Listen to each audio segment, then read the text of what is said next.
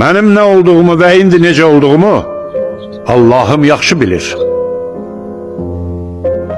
Məni pis niyyətlilər yalançı, zülmkarlar isə hakimiyyətpərəst adlandırdılar.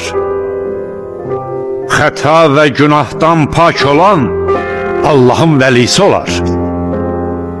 Gizlətmirəm ki, qiyam yolunda bəzən ayağım titrədi, hərdən isə əlimlə dilim yanlışlığa yol verdi.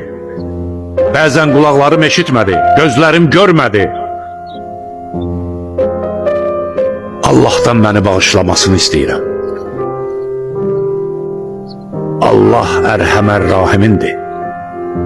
Həzrəti Əli ayə oxuyan və başı səcdədə olan bu cəmatın əlindən gör nələr çəkdi. Ey iman gətirən kəslər, iman gətir.